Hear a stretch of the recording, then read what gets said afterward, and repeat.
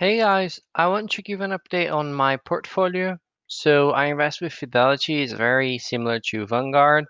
It's for index funds. Really, if you want to just make your investments as clear and simple as possible without stock picking, that's where you go. There is a link in the description if you want to sign up to Fidelity here in the UK. You help the channel if you do, because it's an affiliate marketing link. But I only recommend things that I like. So this is a very strong platform. I just wanted to show you my annualized return. So it's 12.16%. That since I started investing with Fidelity, which is December 2015, so about 5 years. This is a 5 year update. I can show you here my portfolio and how much it has returned so far. So the biggest gainer was British Airways stock. That has returned so far 75% because I bought when it was pretty low this year during the crash.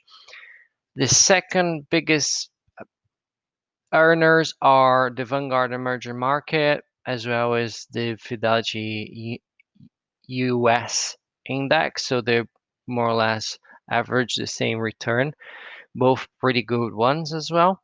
The UK index didn't perform very well this year, especially because the Brexit conversation and coronavirus now getting even worse in the UK.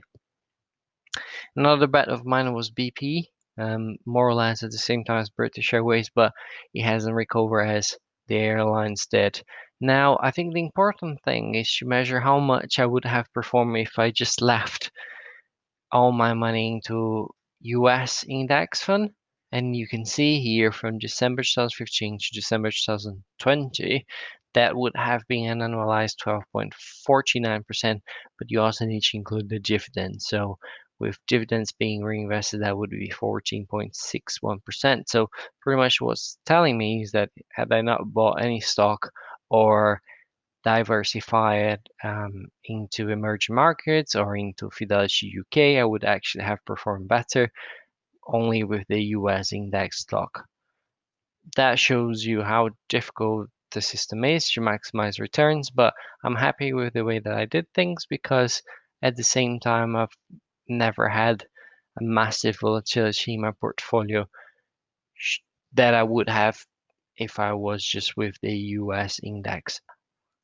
Well, the second thing that is important to actually figure out is how much you're paying for each one of the funds, because if you want to calculate like for like, here in my portfolio that I've already demonstrated, basically is already taking into consideration the fees that I've paid.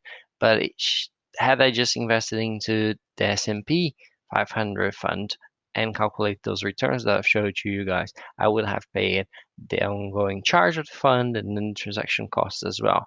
So in this fund, because I'm using Fidelity, they're very low. It would in total be 0.09%.